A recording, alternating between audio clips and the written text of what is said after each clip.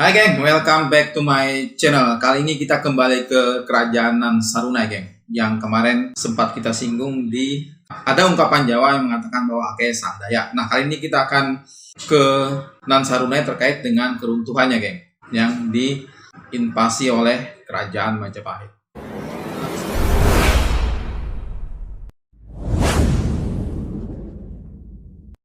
Tapi sebelum kesana jangan lupa like dan subscribe bagi yang belum, yang sudah.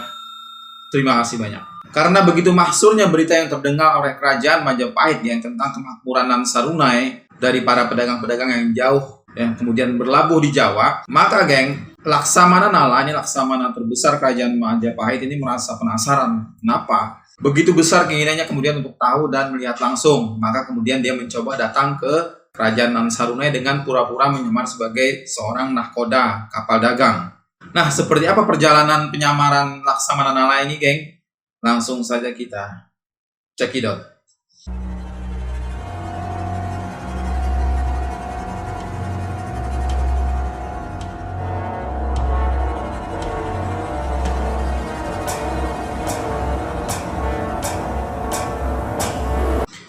Tahun 1350, Laksamana Nala ini mengadakan ekspedisi geng ke Nan Sarunai dengan menyamar sebagai nahkoda kapal dagang. Di Nan Sarunai dia kemudian menggunakan nama samaran Tuan Pudayar dan kemudian dia bertemu dengan Raja Raden Anyan bergelar Datu Tatuyan Wulau Miharaja Papangkat Amas dan istrinya Ratu Daregang Satulen. Sesampai di bumi Nan Sarunai, langsung Pudayar ini disambut dengan baik oleh warga setempat, geng. Jadi segala jenis makanan itu sudah disiapkan dan dijadikan santapan siapa saja yang mau makan di situ. Karena sudah menjadi adat dan aturan di Nan Sarunai untuk menjamu tamu jangan sampai mereka kelaparan. Setelah menyantap makanan yang telah disediakan ini, geng, Pudayar kemudian menyempatkan diri berjalan-jalan mengitari kota, keliling-keliling kota rakyatnya untuk melihat kondisi kota Nan Sarunai ini.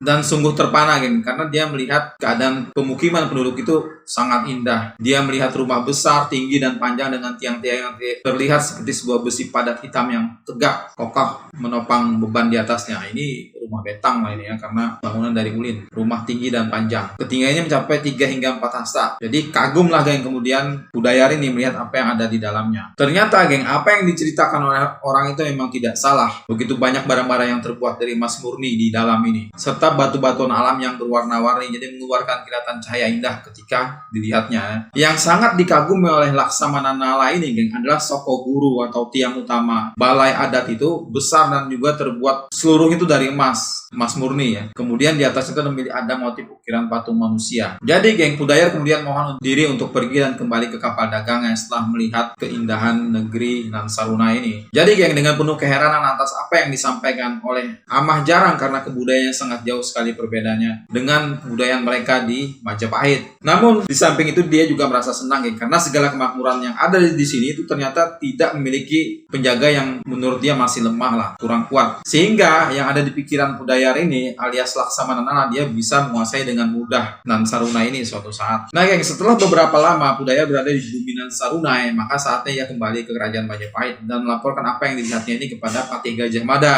yang pada saat itu kerajaan Majapahit itu sedang mempersiapkan penobatan tahta kerajaan kepada raja baru yaitu Hayam Wuruk geng. Karena peristiwa itulah, karena adanya rencana penobatan Raja Hayam Wuruk ini, Laksamana Nala kemudian mengurungkan niatnya geng untuk menyerang kerajaan Nan Sarunai. Dengan berbagai pertimbangan maka diperintahkannya lah seorang panglima perangnya yaitu Demang Wiraja untuk ke Nan Sarunai lagi menjadi mata-mata dengan nama samaran sebagai Aringau, dengan ditemani oleh beberapa prajurit dari suku Kalang geng. Jadi Laksamana Nala ini memerintahkan panglimanya untuk memantau dan mencari kelemahan dari Raden Anyan yang penuh dengan karisma dan sekaligus juga tentu kelemahan negeri Nan Sarunai yang makmur ini. Nah, berangkatlah kemudian panglima perang menyamar sebagai Aringau beserta dengan prajurit-prajurit yang mengawalnya dari suku Kalang ke negeri Nan Sarunai menggunakan kapal dagang. Sesampainya di Nan Sarunai, geng, tidak jauh berbeda dengan apa yang dialami oleh Pudayar, apa yang diberlakukan oleh orang-orang Nan Sarunai. Mereka dijamu sebagai tamu yang kehormatan lah. Ini kemudian dilaporkan lagi oleh Demang Wiraja kepada Laksamana Nala kembalinya dia ke Majapahit. Merasa perjalanan panglimanya ini kurang membuahkan hasil, mata-matanya kurang elit lah, kurang kurang ligat, informasinya masih kurang, dan sangat sulit mencari kelemahan dari kerajaan Nansaruna ini, geng. Yang terlihat biasa tanpa pertahanan dari luar, tapi masih misteri dari apa sebenarnya yang tersimpan di dalam kerajaan Nansaruna ini. Karena menurut Laksamana Nala tidak mungkin negeri semakmur itu berdiri tanpa ada satupun kekuatan yang dahsyat untuk mempertahankan makmurannya dari ancaman musuh. Maksudnya kan kok tenang-tenang aja gitu. Nggak ada terlihat pasukan-pasukan yang kuat. Pada awal tahun 1356, geng, setelah berbagai macam strategi dipikirkan untuk mendapatkan kelemahan negeri Nansarunai, kemudian Laksamana Nala ini memutuskan untuk kembali lagi ke negeri Nansarunai karena penasaran ya kan untuk yang kedua kalinya ini. Tentu saja dengan nama dan penyamaran yang sama. Tetapi geng, kali ini dia membawa istrinya yang cantik dan berkepribadian menarik, Damayanti, dengan menggunakan nama samaran Samonin Batu. Begitu senangnya istrinya ini, geng, ada di Nansaruna yang muncullah ide dari sang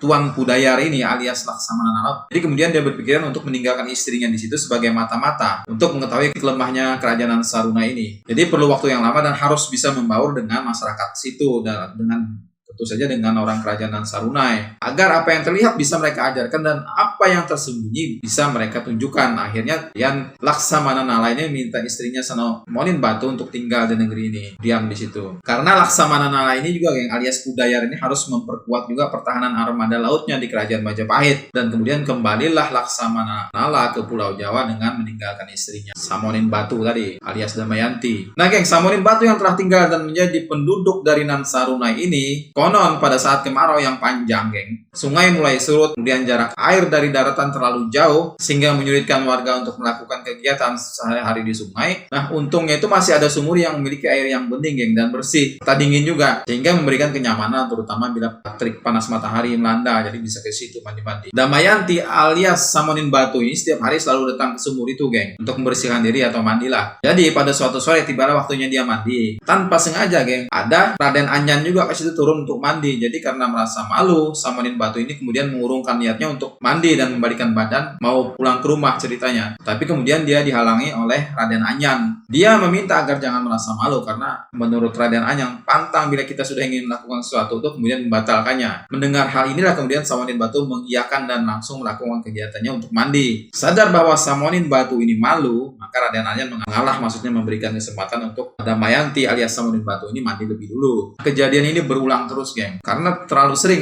Lalu mereka berdua ini sudah mulai tidak merasa canggung lagi. Jadi mereka sudah mulai berbicara satu sama lain, kemudian sudah mulai bercanda juga. Meskipun hal ini terlihat oleh istri Raden Anyan, namun tidak ada perasaan yang mengganggu atau kecurigaan lah, karena istri Raden Anyan ini juga menganggap bahwa Samonin Batu ini sebagai sudah bagian dari keluarga mereka dan saudari sendiri. Karena kedekatannya dengan para warga, geng, Samonin Batu ini telah diajarkan tentang segala hal yang ada di negeri Nansarunai, termasuk hukum adatnya. Namun, geng, karena begitu dekatnya dan akrab antara Raden Anyan dengan Samonin Batu ini, kemudian ada ketertarikan lah ceritanya. Yang tadinya hubungan teman, kemudian mengangkat keluarga, akhirnya berubah menjadi selingkuhan, geng. Hingga akhirnya kemudian Samonin Batu ini hamil dan melahirkan seorang anak gadis yang diberi nama Sekar Mekar. Nah, pada awal tahun 1358, geng, datanglah kemudian Laksamana ke negeri Nansarunai ini lagi, menjemput istrinya rencananya, Damayanti tadi atau Samonin Batu. Laksamana Nala ini kaget, geng, karena apa? Karena istrinya ini kemudian tidak sendirian tapi menggendong seorang anak. Jadi Samonin Batu ini kemudian istrinya mencari alasan, geng, bahwa anak ini adalah anak mereka berdua, karena waktu ditinggalkan, kata Damayanti, dia itu sudah dalam keadaan hamil. Jadi akhirnya Laksamana Nala atau Pudayar ini kemudian percaya, geng. Kemudian mereka berdua balik ke Majapahit. Sementara itu mereka akhirnya menetap di pangkalan armada laut Majapahit di Tuban sementara sesuai dengan tugas yang telah diperintahkan kepada istrinya dulunya. Maka Pudayar ini bertanya, atau Laksamana Nala ini bertanya kepada Damayanti, apa saja informasi yang telah didapatkan selama dia berada di Nansarunai. Kemudian otomatis istri ini ceritalah segala hal yang ada di negeri Nansarunai itu, baik dari segi kehidupan sosial, adat istiadat, budaya, hingga aliran kepercayaan, geng. Bahkan berbagai penyimpanan pusaka yang Pangun Rahu Jatuh rahasiakan itu dia ceritakan, termasuk cupu minyak, kapas, serta kayu Saramelum. Pada suatu hari, geng, Laksamana Nala ini secara kebetulan itu mendengar istrinya ini menyanyikan sebuah nyanyian menggunakan bahasa Janyawai atau bahasa dari negeri Nansarunai saat menidurkan anak. Di dalam sehari itu Laksamana Nala mendengar bahwa ayah Sekar Mekar yang sebenarnya adalah Raden Anyan. bukan dia. Nah, mendengar hal itu kemudian geng, marahlah Laksamana Nala ini. Emosi lah dia kan, naiklah tensinya. Ngamuk dia geng, langsung memutuskan saat itu juga dia akan menyerang habis-habisan negeri Nansaruna ya geng. Jadi kemudian dia memerintahkan Demang Wiraja panggilan panglima perangnya untuk ikut bersamanya meluluh lantakkan negeri Nansaruna ini rencananya. Kemudian dibawalah sebagai pasukan Majapahit untuk ikut serta termasuk pasukan dari suku Kalang yang setia menjadi pasukan armada lautnya geng. Setelah semua siap dengan persenjataan dan pasukan yang kuat berdasarkan tujuan politik untuk menguasai dan sekaligus dendam asmara pribadi juga kan. Kemudian Laksamana Nala ini berangkat ya menuju Nansaruna yang melakukan serangan dan rencana pemusnahan.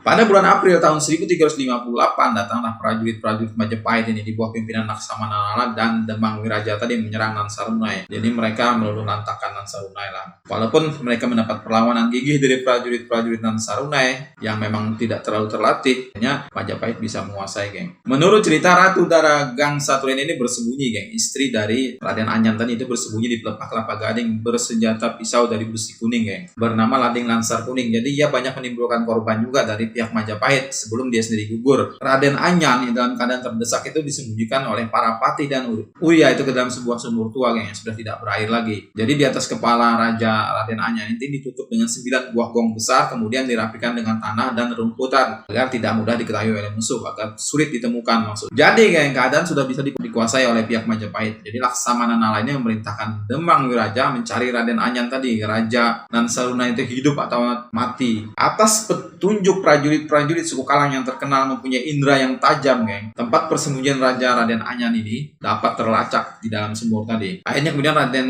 Anyan ini pun mereka selesaikan di dalam sumur itu dengan tombak pusaka dari Kerajaan Nansaruna, karena tombak yang dibawa oleh prajurit Majapahit itu tidak mampu geng. Raden Anyan ini ada kelemahan sendiri. Peristiwa kalahnya hancurnya Nansaruna ini tahun 1358 terkenal dalam lisan suku Dayak Manyan yang mereka sebut sebagai Nansaruna Usak Jawa. Dalam perang itu juga geng, gugur seorang nakoda kapal dagang Nansaruna yang terkenal berani mengarungi lautan luas bernama Jumulaha. Ia banyak bergaul dan bersahabat dengan pelaut-pelaut asal Bugis dan Bajau. Untuk mengenang persahabatannya itu geng, maka putrinya yang lahir ketika ditinggalkan sedang berlayar diberi nama berbau Bugis, yaitu La Isomena. Prajurit-prajurit Majapahit yang gugur dalam perang di Nansaruna ini, kerajaan Dayak Manyan, pada tahun 1358 yang ini diprabukan berikut persenjataan yang mereka miliki geng, di dekat sungai Tabalong yang kemudian hari dikenal dengan nama, saat ini itu dikenal dengan nama Tambak Wasi. Tambak itu artinya kuburan dan Wasi artinya besi. Jadi dalam bahasa Manyan kuno, sehingga Tambak Wasi artinya adalah kuburan yang mengandung besi, karena persenjataan-persenjataan ini dikubur di situ. Itu geng ceritanya dendam asmara dan politik Laksamana Nala untuk meruntuhkan kerajaan Nansaruna. Terima kasih sudah menonton. Jangan lupa like, share, dan komen.